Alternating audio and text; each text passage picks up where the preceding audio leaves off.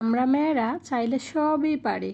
পরিস্থিতি আমাদেরকে শিখিয়ে দেয়, পরিস্থিতি আমাদেরকে বাধ্য করে সব কিছু পারার জন্য। চাইলেই আমরা সব কিছু পারি। ওই যে কথায় আছে না, গাইতে গাইতে গায়েন আর বাজাতে বাজাতে বাইন। এটাই হচ্ছে সবচেয়ে বড় কথা। আর আমরা মেয়েরাও যখন পরিস্থিতির শিকার হই তখন করতে করতে সব কিছু শিখে যাই। এখন আর আগের মতো কাজ করতে কষ্টও হয় না, অসুবিধাও হয় না, বোরিংও লাগে না।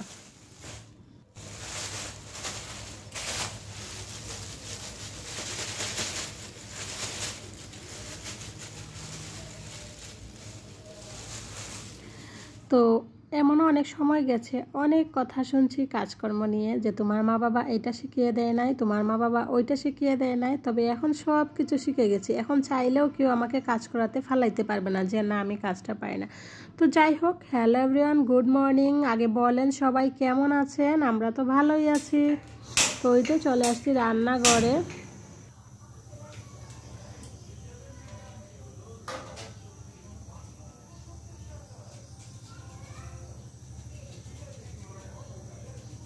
রান্নাঘরে আইসা আগে একটু বেশি করে আদা আর গোলমরিচ দিয়ে চা করে নিচ্ছি। তো আদা চা সৃষ্টিকে দিব, প্লাস আমিও খাবো। শুভ সকাল বন্ধুরা, এই তো রান্নাঘরে চলে আসলাম। একটু বেশি করে আদা আর গোলমরিচ দিয়ে চা করে নিচ্ছি, কারণ সৃষ্টি কালকে থেকে সে মাথা ব্যথায় বলে যাচ্ছে যে ওষুধ খাইতেছে, জ্বরও কমে না, মাথা ব্যথাও কমে না। তো সেই জন্য আদা দিয়ে একটু চা করে দিচ্ছি। আর এই যে একটু স্যুপ নুডলস করে দিব যদি খায়, কারণ কোনো কিছু খাইতে চাইতেছে না। প্রত্যেক দিনের মতো আজও আমার নতুন ভিডিওতে আপনাদের সবাইকে অনেক অনেক ভালোবাসা ও স্বাগত জানাচ্ছি। আর আশা রাখছি শুরু থেকে শেষ পর্যন্ত আমার সাথেই থাকবেন।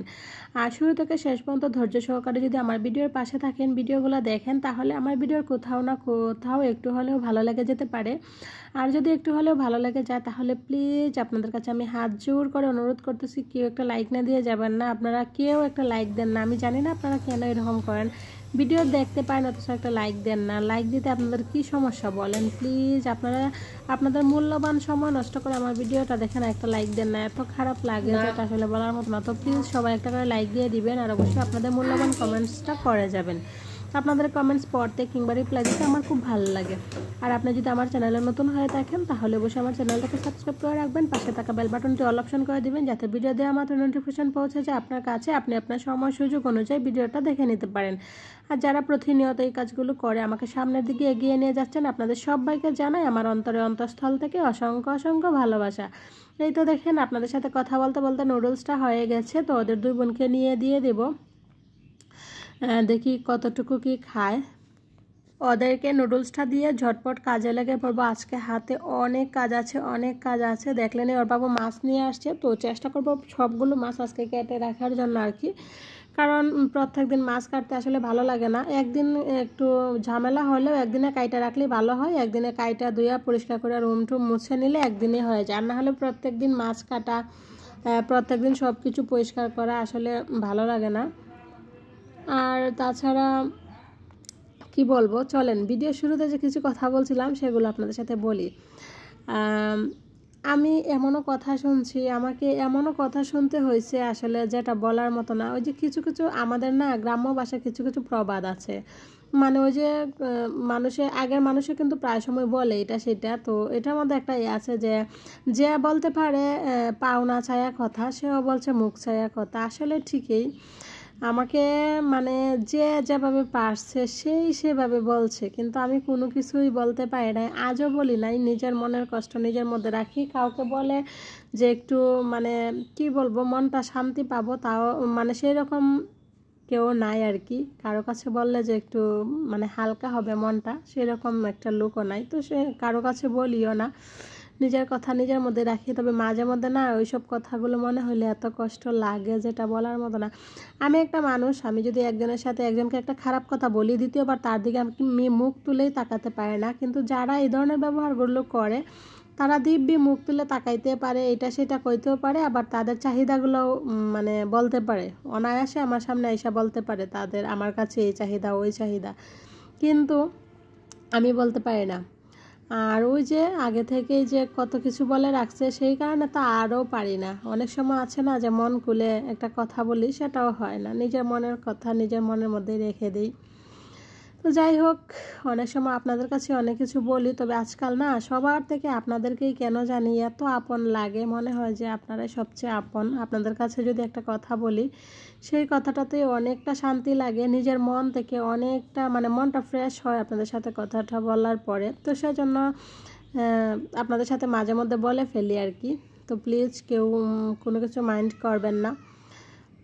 তো যাই হোক, এই যে দেখেন, তারপর মাছ টাছগুলো আমি এক এক করে কেটে নিচ্ছি। তো ওদের দুই বোনকে দেখলেন নুডলস দিলাম, তো তেমন একটা খায় নাই আর কি। তো অল্প একটু খাওয়াই তারপর সৃষ্টিকে ওষুধ টষুধ খাওয়াই দিলাম। ওষুধ টষুধ খাওয়াই দিয়ে অফ ক্যামেরাতে বিছানা টিছানা রুম টুম মানে সব কিছু ঝাড়ু দিয়ে গুছগাছ করে রেখে তারপরে এবার আমি চলে আসলাম মাছ টাছ কাটতে। তো মাছ টাছগুলো কেটে তারপর আর কি রান্না বসাবো। সবগুলো কাটবো না, কিছু মাছ কাটা তারপর রান্না বসিয়ে দিয়ে ওই মাছগুলো কাটবো। তো আগে বড় মাছটা কেটে নিব, বড় মাছটা কেটে ধুয়ে পরিষ্কার করে রান্না বান্না বসিয়ে দিয়ে তারপর ছোটো মাছগুলো কাটবো। ওই মাছগুলো তো এত ঝামেলা নাই। বড় মাছ তো বুঝে নেই, একটু আঁশটা ছুলানো লাগে, তারপর হচ্ছে রক্ত টক্ত ভরা থাকে, বড় মাছটা আসলে একটু ঝামেলা। তো সেই জন্য ভাবলাম আগে বড় মাছটা কেটে পরিষ্কার করে তারপরে ওই মাছগুলো কাটি।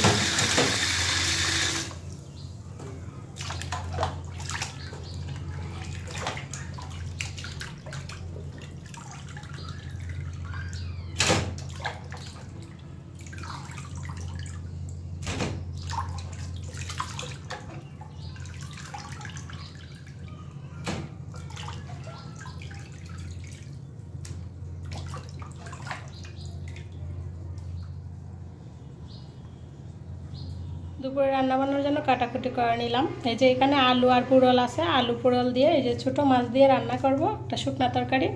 আর এখানে হচ্ছে এই তো বড় মাছ দিয়ে ভুনা করব। আর এখানে যা যা লাগে পেঁয়াজ রসুন কাঁচামরিচ সব কেটে নিছি, বাটা মশলা বের করে নিছি। তো ঝটপট করে এখন আগে রান্নাটা বসিয়ে দেবো, কারণ প্রায় 12:30 বেজে গেছে। আগে রান্নাটা বসিয়ে দিই।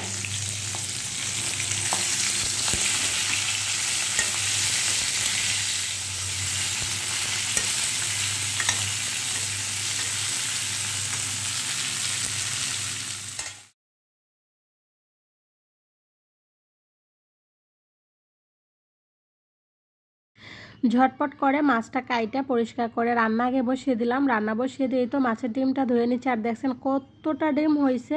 আর মাছের পেট থেকে ডিমটা বের করার পরে মাছে মনে হয়েছে যেন আর তেমন কোনো পিসই হয় নাই, অল্প কয়টা পিস হয়েছে। তো যাই হোক, এই যে দেখেন এখন কিন্তু কাজ করতে পারি, কোনো অসুবিধা হয় না, সব কিছু শিখে গেছি। কিন্তু একসময় কত কথাই না শুনলাম মানুষের মুখ থেকে।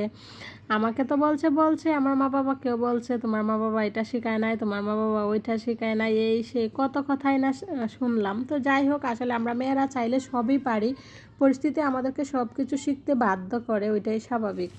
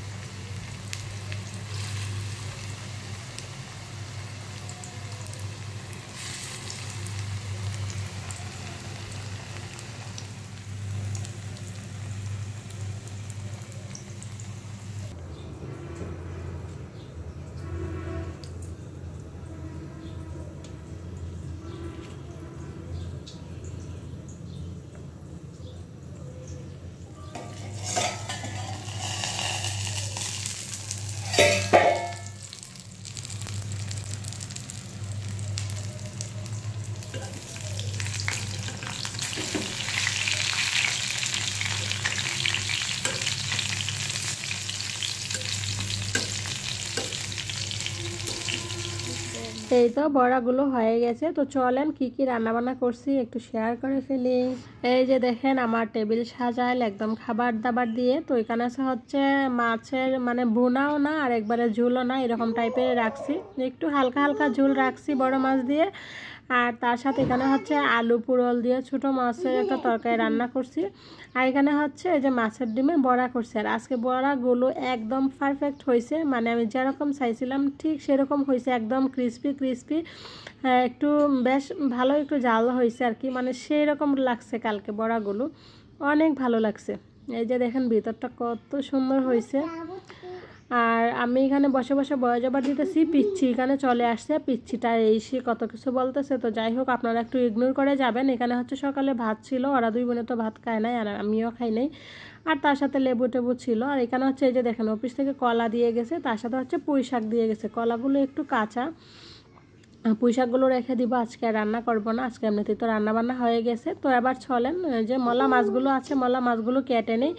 মলা মাছগুলো কেটে ধুয়ে পরিষ্কার করে ফ্রিজে রেখে তারপর হচ্ছে পাবদা মাছগুলো কেটে নিব, তাহলেই কাটা মানে মাছ টাছ কাটা একদম কমপ্লিট। তো আজকে একটু রিস্ক নিয়ে সব কিছু কেটে নিচ্ছি, আমার একদম সারাদিন চলে যাইতেছে এই কাজগুলো করতে করতেই। তো চলেন এবার একটু মাছগুলো একদম লবণ দিয়ে ধুয়ে নিই। আর দেখবেন এই মাছগুলো লবণ দিয়ে ধুইলে পরে কত সুন্দর পরিষ্কার হয়, কোনো আঁচটা মাছটা কোনো কিছুই থাকে না, একদম সুন্দর হয়ে যায়। আর আজকে একটু কষ্ট হচ্ছে কারণ যেহেতু সবগুলো মাছ একসাথে কেটে নিচ্ছি, একদম সারাটা দিন আমার চলে যাচ্ছে এই মাছ কাটা, তারপর হচ্ছে গড় মোচা এসে সব কিছু করতে করতে।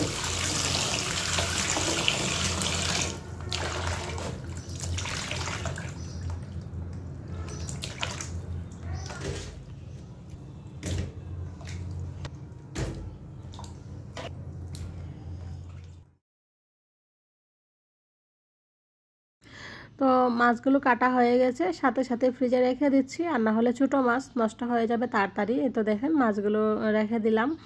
আর এখন পাবদা মাছগুলো বের করে নিব। আর পাবদা মাছগুলো যেহেতু একটু আগেই রাখলাম আর কি, বেশ কিছু আগে রান্নাবান্নার আগে, তো হালকা একটু আইস হয়ে গেছে। তো পাবদা মাছগুলো এখন আমি একটু এভাবে রেখে দিব, নামিয়ে ফ্রিজ থেকে নামিয়ে। তো পাবদা মাছগুলো আইস ছাড়তে ছাড়তে এদিকে আমি চুলাটা মুছে নেব। পাবদা মাছগুলো আছে আর কি কাটার বাকি, ওগুলো কাটা নিচ্ছি। তো পাবদা মাছগুলো যেহেতু ফ্রিজে রাখলাম, হালকা একটু বরফ হয়েছে, বেশি না। তো সেই বরফটা গলতে গলতে আমি এদিকে চুলা টোলা এই জায়গাটা সব ক্লিন করে নিব, মাছগুলো একটু গলতে দিই। দেখছেন এখন কাজের ভাও শিখে গেছি, কোনটার পরে কোনটা করতে হয় বা কিভাবে কাজ করলে তাড়াতাড়ি হয় বা একসাথে কিভাবে অনেকগুলো কাজ করে নেওয়া যায়, সব কিছু এখন শিখে গেছি।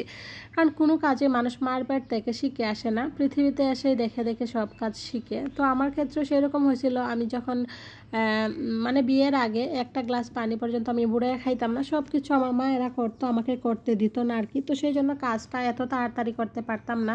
তো যেহেতু এত তাড়াতাড়ি করতে পারতাম না আর সব কাজও সুন্দরভাবে করতে পারতাম না, সেই জন্য আমি অনেক কথা শুনছি আমার জীবনে, শুধু আমি শুনি নাই, আমার মা বাবাকেও আমি শোনাইছি আর কি। ওই যে বলছে আমার মা বাবা শিখায় না, এই নাই সেই নাই, কিন্তু তারা একটা জিনিস বোঝে না যে একটা মেয়ে যখন বাবার বাড়িতে থাকে তখন সে কত আদরে থাকে।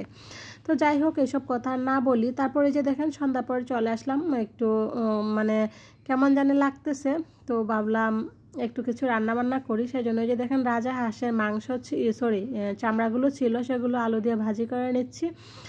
আর দেখতে দেখতে প্রায় ভিডিও লাস্ট পর্যায়ে চলে আসছি। জানি না আজকে অল ওভার ভিডিওটা আপনাদের কাছে কেমন লাগছে। তো প্লিজ অবশ্যই সবাই লাইক কমেন্টস ভিডিওটা শেয়ার করে দিবেন, আর মূল্যবান কমেন্টসের মাধ্যমে জানিয়ে দিবেন যে আজকের ভিডিওটা কেমন লাগলো।